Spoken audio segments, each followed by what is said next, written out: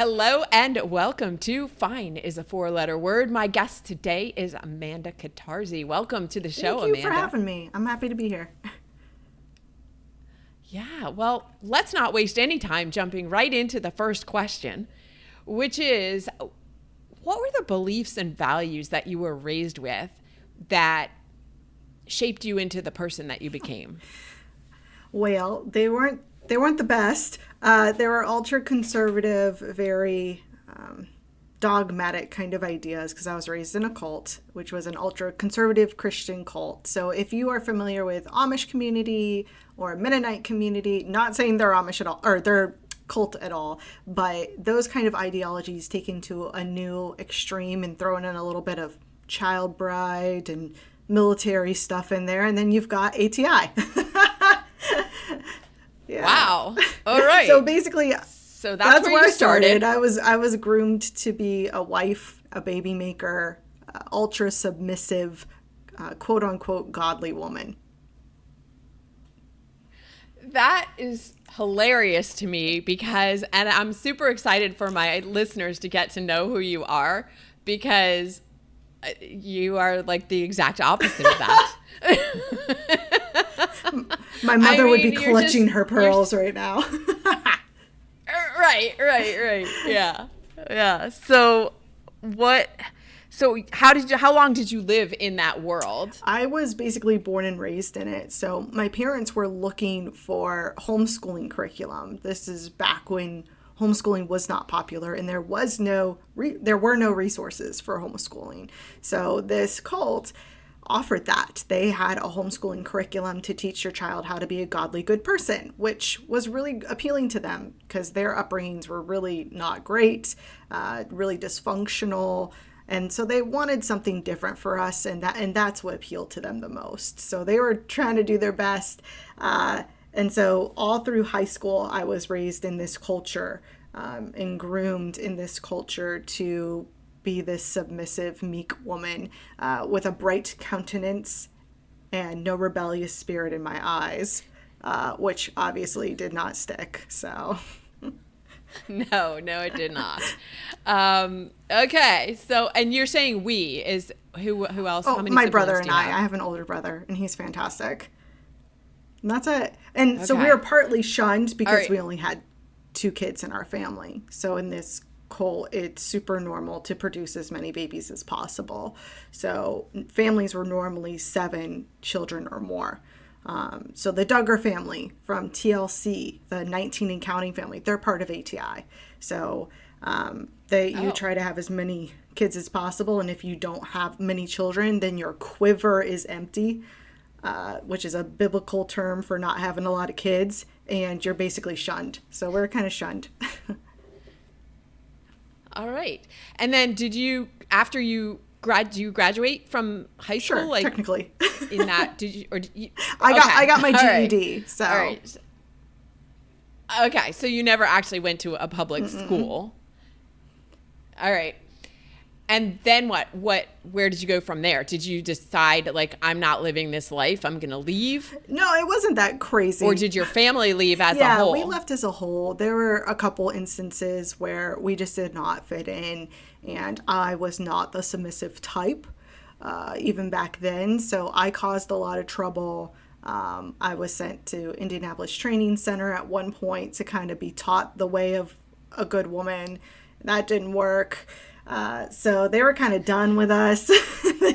And we had graduated high school, my brother and I. So we were done with the curriculum to a certain degree. And so the choices are continue in the program and go to their college, Verity, which was in Flint, Michigan. I don't know if it's still there or not.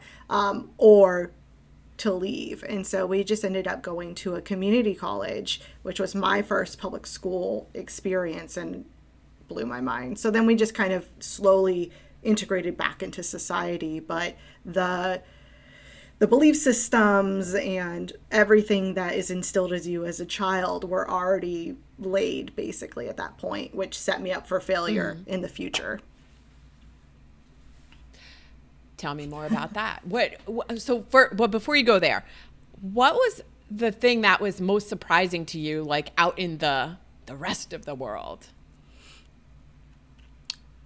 I think I was shocked how men and women interacted with each other. That was probably the most shocking. I'd never seen people talk to each other or act with each other in that way. Just like all over each other, or even in a like the same level in equality. It was because I wasn't supposed to talk to men. I wasn't supposed to even start a conversation unless they engaged me in conversation. And if they did, it was usually to do something. It wasn't just to talk or to be friends. So that was very strange to me. Okay.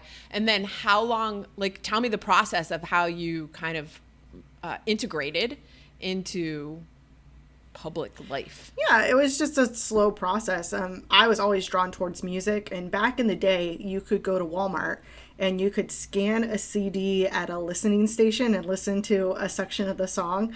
And so I got caught doing that a couple times, and I was always drawn to music. I love music. I played piano. I played piano in jazz band in college. So it's always been something that's been a part of my life. And so there were moments of like that where my mom just kind of like, okay, she just kind of gave in.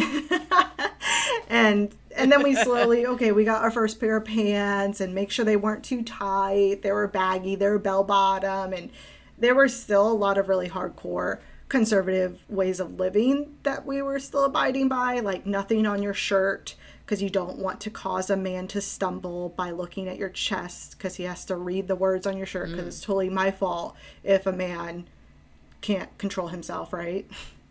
So sure. So there were still like some conservative values in place. We just kind of slowly integrated out of them. And then took a couple years. This took about 4 years. And then by the time I decided I was going to go to school in California, which was the worst thing I could possibly do because California is Sodom and Gomorrah of the United States. And I went to an ultra charismatic Pentecostal ministry school. So that was my rebellion right there. My parents didn't think I was going to do it for some reason. But then I packed up my truck and drove across the country, and they're like, oh shit. I guess she was serious. Mm-hmm. So then I did 3 years of ministry school at Bethel School of Supernatural Ministry, which is like Harry Potter school for Christians. And that was a blast. That was actually a really positive experience because I was able to start to figure out who I am and what I wanted out of life, and if I liked peanut butter or not, if I liked music or not, what clothes I liked to wear, all those things that you usually figure out in your teenage years, I had to figure out in my early 20s. Yeah. So it was like a really transformational process. It sounds like it. And you were open to all kinds of new experiences. I mean, it's almost like being a baby, right? Yeah. And learning super naive about the super world. easily taken advantage of. So that's what ended up to leading me into some big trouble.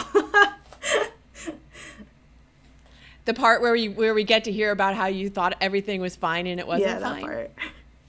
Okay, tell me about that part. So once I graduated school, so everything had been severely controlled in my life up to a certain degree, even when I was in school at Bethel, because I have classes I'm going to, I have groups of people I'm required to be engaging with. So I'm having all of these experiences in life where community is created for me, forced upon me, but created for me. So now that I'm out of school, I'm working, I'm a real adult. Go ahead. What career did you go into having Harry Potter wizardry skills? Well, while I was in school, I did some social work. So I worked with adults with physical and mental disabilities. And then after that, I started actually working for the school, but managing the content of their media company. So they have a massive media company, and I was the content manager for all of their websites, which there were like 200 or so websites to manage. So that's where I actually got started in content creation and management. Okay, cool. All right, back to your story. So content management. I just wanted to find out that content part. management for a mega church was my daytime job. That was my daytime life. And then I started I went to an MMA gym close by because I had no community. I was lonely. I was bored out of my mind. So someone invited me to go there. I ended up going there. I was really freaking good at it. And I enjoyed it. It was super empowering. It was fun. It was a great workout. I lost about 70 pounds, from college. Yeah. What? So I cut a ton of weight. I got healthy. I'm running all the time. I'm like Rocky. I'm doing all this stuff. And these people, my fight team, were unlike any individuals I'd ever met in my life. So coming from, again, that super controlled environment where emotions aren't allowed for me to exist as a woman, I've got these people who are extremely dysfunctional, bless their hearts, and they are telling you everything about everybody and how they feel and what, all that in the most explicit ways, of course. And most of them are fresh off parole, out of jail, they got their baby mama. So it's a glorious hot mess. And it was fascinating and amazing to me because for once people were talking about their emotions. And I was allowed to do that. So me being the go-getter that wanted to fit in, decided to tell everyone about how I felt about everything and how I was raised and all the rage that I kept inside. And they came to learn that I was very naive and raised in a very dysfunctional, sheltered way. And while some people wanted to protect me, others decided to take advantage of that.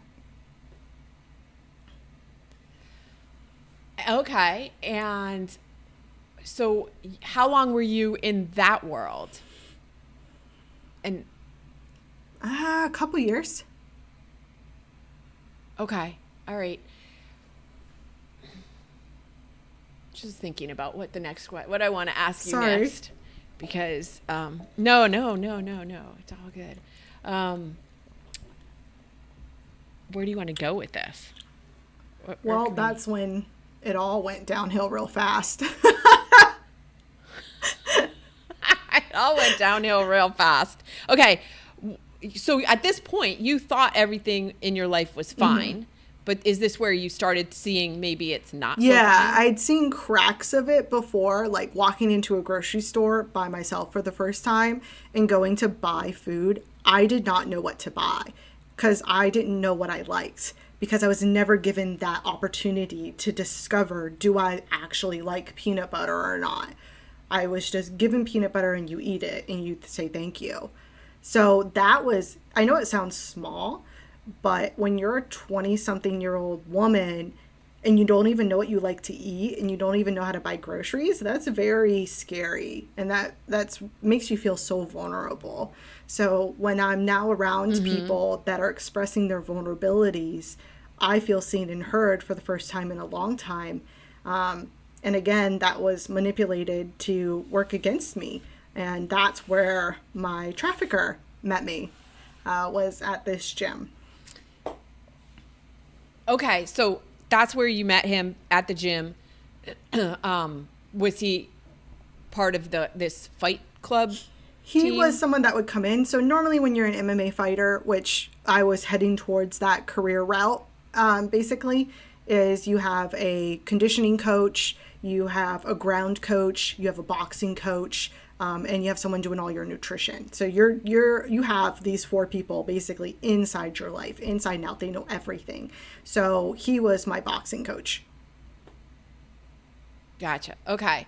And then you went on to develop a relationship with him. Yeah. He showed me a lot of special interest and started giving me free training sessions, one-on-one training sessions. And so I thought, I was flattered. I was a young girl. He was somebody who was respected in the society around him. He was, a world champion boxer. He was promising me all these incredible fight opportunities. So I was enamored. Yeah. So we started dating. And as anybody would, like it's not necessarily because of the background that you had. Like if somebody starts showing you attention like that, and it would be natural to assume that person had your best interest at heart and was actually interested in you. And he was very kind to me. He was very generous. He was very nice to me initially, which is also referred to as a Romeo pimp. So that's when they're very nice to women. They think they're in a relationship with them, a loving relationship, and then it turns. And it turned. So how long did it take to turn? about 6 months. Okay. And then how long were you in it before you went, wait a second, this doesn't seem right? It took me a while. And I don't know if it's from all getting punched in the head a bunch or what the deal was there, but it took about 8 months for me to realize that this wasn't what I wanted. But I think I probably realized it earlier, but you disassociate so far from your emotions when you're experiencing trauma and abuse that you don't let yourself have those thoughts. Mm-hmm. And especially because I had violated and given up so much to get to that point, I wasn't willing to walk away with nothing. Like, you feel like you need to walk away with something. Of like, this had to be worth something. Like, all this pain had to be worth something when really it wasn't worth anything. And that's a painful thing to recognize. I can imagine. Were the other people that were on your team, did they know what was going on? I think they knew to a degree. I don't think they realized how nefarious it was. Okay. Thank you. Bless you. So how did you manage to get yourself out of this relationship? Like, were you, because sometimes people are in this in their, when you're in an abusive relationship, you're afraid to leave because the person is threatening your life or your physical well-being. Is that what, did you face that? Oh yeah, all the time. Even though I was a fighter and I was doing fights every weekend, so he was technically labor and sex trafficking me. The labor trafficking was him making me fight every weekend and him getting the profits off those fights, which was going to be invested into my fight career, right? That's what I was told. And then the sex trafficking was a series of manufactured accidents and rapes by him. So usually the areas that I was involved in, the groups I was involved in, they wanted that scenario where I would fight and they would overpower me and rape me. So that was something that was part of the whole experience. So if you can imagine the kind of individuals that take joy in that, these are the kind of people we're dealing with.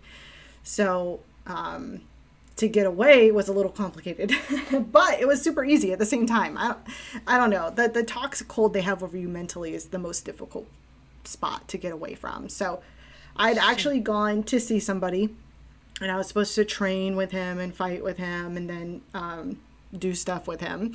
And I did not feel like it. For whatever reason, I was sassy that night. I was being rebellious. I was like, no. And so I knocked him out. I ended up knocking him out. His name was Shameless, or his fight name was Shameless, which is kind of ironic. And so then I left the gym, and as I'm leaving the gym, a Canadian in a Cadillac runs a light, and T-bones me in my truck and totals my truck. And there was a cop right behind me. So he saw the whole thing. That's the only time I've ever been knocked out, was by a Canadian in a Cadillac. And I woke up to him. That's my claim to fame, right? Right? Never been knocked out. Perfect. And so the Canadian in the Cadillac, or no, not her, the police officer behind me was prying the door open when I came to. And so I came to, and he said, "Oh my God, I thought you were dead." And so I texted. I'm used to head trauma at this point. It's super normal for me to have concussions, so I didn't think anything of it. I'm like, I'm good. So I text my trafficker and said, "Hey, I just almost died in a car accident." And I remember this clear as day. And he says, "Is your face fucked up?" And I said, "No." And then he says, "Well, at least you're still fuckable." And at that moment, I was geez. Maybe this isn't the relationship that I want to be in anymore. That was my "it's not fine" moment. And I wasn't like, "Oh, it's all clear to me. I'm being trafficked." I wasn't like that. It was like, this isn't the life I want. Something's not right here. I need to get away. That was like your wake up call, was getting hit by this Yeah. Canadian. She saved my life. 100%. So, yeah, so that was... Does she know that? No. Did you ever tell her that? No, I don't even know who she was. Just curious. Yeah, it'd be cool. I don't even know. If you ever hear this, Canadian lady, this is for you. But no, I have no idea who she is or whatever. I think she was like a student at the school, but the school was so big at that point that, and so then he wouldn't even come get me. So I had to call a John to come get me and take me to my apartment. I had an apartment in the city. And so I stayed there, and then I realized I couldn't order a pizza. I couldn't understand how to do that. I couldn't understand where they took my truck, or I wasn't able to put information together. I wasn't able to finish sentences. So I decided it was time to go to the ER at that point. And I had severe brain. Right. I had a severe brain trauma at that point. So. Wow. Because of the car accident or because of all the fighting or the combination? Probably the combination, because I'm getting concussion every single weekend or so. I mean, even if you win a fight, you're still getting punched in the head. You're still getting hit. So there's a good chance you're going to have a concussion every single fight. Did you have any friends? I mean, I had... Depends on your definition of friends, I guess. I mean, I had disassociated so far, and I was living this double life completely. So during the day, I go to work, I help with all this church stuff, I'm this person. And what really annoyed me is after the fact, and it took me a while to get over this, is once it all came out that this happened, I had some of my old coworkers be like, I knew something was wrong. And I'm like, bitch, why didn't you say anything? Like, I was trying, me showing up to work wearing the same stuff 5 days in a row, something's not right. There's depression going on there. There's suicidal ideation going on there. She's not making it home. Like, obviously something's not okay. So, right. That like really bummed me out that everyone's like, I knew something was wrong. Did you? Because you didn't do shit. So I don't know if you call my friends or not.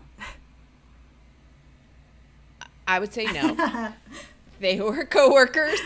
I mean, because to me, a real friend would say something like, hey, something doesn't seem right here. Do you need to talk to somebody or is something going on? Like, to start a conversation. Well, in that point, too, to be fair, I'd probably pushed everybody away to a certain degree as well.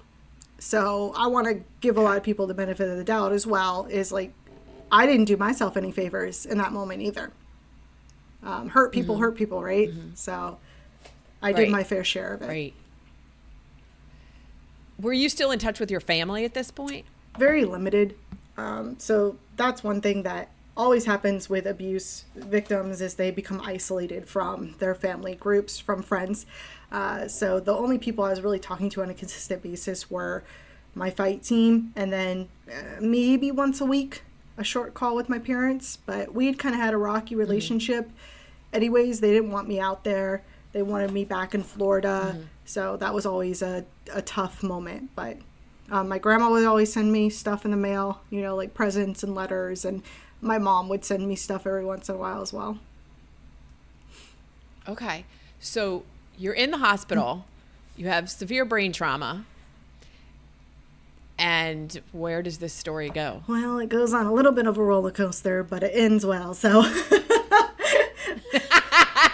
so they made the mistake of releasing me from the hospital, and that veil is lifted to a degree, right? So I'm kind of seeing things kind of as they are, but with that comes an onslaught of all the emotions I've been disassociating from, and it was a lot to handle. It was too much. So I ended up swallowing a bunch of pills and committing suicide right after I got out. Wow. Okay. I did not know this part of your story. Well, because it's a little like nuance here. So that happened. I'm not really sure how I got okay again, how I got brought back to life. I remember somebody pumping my stomach. I remember somebody yelling at me for it. There were a lot of people really mad at me for it. I don't remember being in the hospital, so I don't really remember all that. But I woke up the next day, or after, I don't even know how many days passed, I woke up and I'm like, oh, I'm good. I didn't die. And I'm like, God must want me to live. Okay. So then I'm like, I better fight to live then. If I have this second chance of life, then I better fight for it. So I went and got a puppy, as any so you'd have mentally something to live unstable for. person would do, 100%. So I went and got a puppy because I'm like, well, He's your support puppy. that's my suicide prevention dog. So she's still with me. She's an awesome dog. And yeah, it's worked, obviously. I haven't killed myself yet. Yes. And so she was my suicide prevention dog, got a puppy, and then I bought a plane ticket home. And I literally just picked up and left everything. So I lived there for 5 years. I had career, I had my truck, I had an apartment, I had apartment full of stuff. I packed 2 suitcases and left everything else. Broke the lease, ruined my credit. Yeah. What you got to do, I mean, you got to do what you got to do to save your life. I mean, at that point, that was your choice, right? Life or death. And you chose life, and you had to do whatever it was going to take to live. Yeah. I was very aware that clear window of thought was small. And so I had to act within it. Otherwise, I'd just get sucked back in. And I knew that. So that's probably why, like, I was like, okay, I'll kill myself. And then that didn't work. Oh, okay, I'll leave. So. Right. Because that makes sense. That makes sense. Here we are. That would be the sequence of events. It worked. Yeah. It worked for you, and I'm glad to hear that. What were the tools then? Because obviously you didn't that wasn't the only thing. Like, you came home and then everything was fine. Like, everything was great. What were some of the tools that you used to move from that place to where you are now? Because now, and I want to talk about that for a second too, where you moved to, but tell me about the tools first. So the first tool I used was the internet, because I couldn't receive anything from anybody. I was a raging asshole. I was so mean. I was so horrible to be around. PTSD, brain trauma, depression. I mean, all the stuff was coming out, and it was messy. I was like a ticking time bomb. So everything would trigger me. And my normal go-to emotion when I'm not my best is rage. And that's always been a consistent thing in my life. So learning to undo that was a process. So the only thing that I could consume at that point was a book called I Am by Howard Falco. It's on my bookshelf right now. And then I started listening to podcasts. So at that point, Andy Frisella had his MFCEO podcast, and he was talking a lot about dealing with PTSD and dealing with mental health as a business owner. And then Ed Mylett. And so those two guys I listened to religiously. Like, I consumed all of their past podcasts, all of their current podcasts, and they basically were able to help me get to my next level, which got me into therapy, which got me into, all the breath work, all the grounding practices, trauma resolution therapy, everything. So they were the ones that saved my life again. Wow. And you bring up a point, because you have to be ready for the tools. Like, they could be available to you, but you're not ready for them. And so you have to find the ones that work for you for where you are. Yep. And like my parents, I moved back in with my parents, which was interesting. Bless their hearts. They dealt with me so well. They were so kind. And they invited me into church and stuff, and I felt bad because I couldn't go. Like, I just couldn't do it, and I couldn't handle it. And I didn't know how to tell them that other than be like, no, at that point. But you're right. I wasn't ready, at that point to experience that, because I felt like the church and all the Christian people I was around had failed me. They had let me fall into this. They didn't care enough, which was a lie, of course. But, the lie I was believing at that time. That was the story that you were telling yourself. And we all make up stories. I mean, everybody who listens to this podcast has heard all these stories and knows that this is what we do as humans. Good or bad intentions, never mind those. Yeah. It's just we are story making machines. Yep. 100%. Which is why the stories work so well in marketing. which leads perfectly into what I was going to ask you about, because now you are the one telling the stories, Yep. writing the stories and telling the stories. Mm-hmm. Yeah. How did you find your way to this? I mean, it's a little bit related to what you were doing when you were working out in California, right? Yeah. So I run my own content agency now, and we really focus on helping solopreneurs, entrepreneurs, brands find their voice and use it effectively. So much like I did not have a voice for the majority of my life, a process of finding it was very healing and very interesting.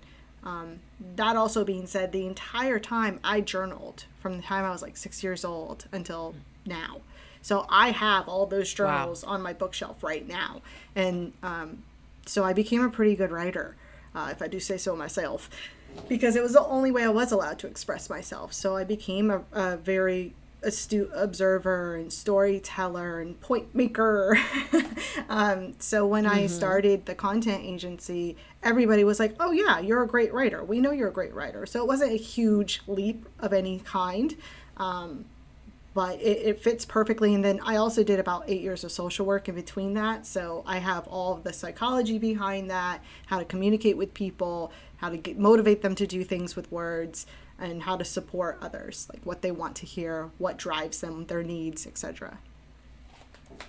That makes perfect sense, because so we both have this background in marketing, but if you're not in marketing, you don't understand how much psychology goes into it. Mm-hmm.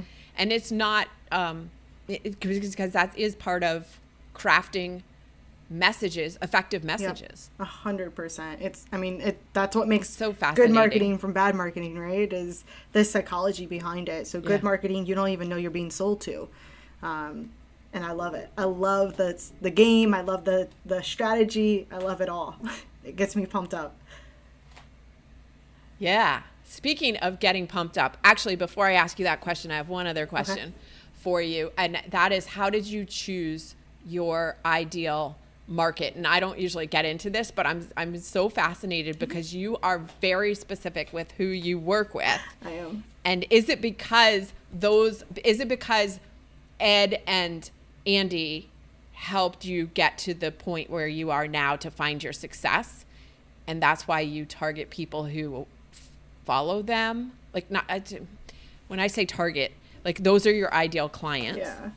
I think it's that, and I think there's a redemption piece in there. My trafficker was them. He just chose fear over love. So definitely not to rationalize anything he did or anything he became, but he was raped as a young boy. So he was an alpha male who didn't have the choices to heal. And so his choice was either to become a victim or become an abuser. And he chose to become an abuser. And that was very, very in the front of my mind during this whole part of this process. And I've encountered a lot of really wounded, angry men that if they just had a positive influence in their life, they could do so much good. So part of it is solving an issue of abuse. Solving the issue of sex trafficking is addressing the abuser and their conditioning. And then also, yes, Andy and Ed were a huge part of helping me find myself and find my health again. So I love redeeming that part of my life by supporting very strong men who are running brands that need help in communicating effectively, because again, bless their hearts, they are going 5 different directions and are usually very abrasive. Those are my guys, and so I can help them stay true to their message and their calling in a more palatable way so they can reach more people and do more good. Okay. All right. Very cool. So let's go back to the charged up part where I ask you what your hype song is when you need to get into that headspace of finding your energy. Which is funny because I've had a lot of walkout songs for fighting. So I've had quite a few. I've been listening to a lot of Queen Herbie. Actually, a lot of her stuff really gets me hyped. So like her song Vitamins is trending right now, but any of her songs makes me super hyped. TNT, any AC/DC. I I can't pick one. It just depends Sure. if I need to step into like femininity power or if I need to step into like masculine power. I go back and forth. I listen to a lot of Rob Bailey and the Hustle Standard, which is a lot of screamo music, because the emo kid in me is still alive and well. So Okay. there's a lot of that too. So it's all over the place. Yeah, I'm sorry. I can't give you a straightforward answer there. Okay, but if you had to pick one in this moment. I mean, Cage, No Rest for the Wicked by Cage the Elephant, I think is their name. That's such a good song. Like, that song's always, like, in my heart, and I'm always like, no rest for the wicked. So that's probably my jam. All right, I'll take it. How can people get in touch with you if they want to continue a conversation with you? Instagram. I live on Instagram. So Amanda Catarzi is my handle on Instagram. Slide into my DMs. Well, let's talk about marketing and healing and growth. I'm all about it. Fantastic. Thank you so much for joining me today on Fine is the 4-letter word, Amanda. Thanks for having me. I appreciate it.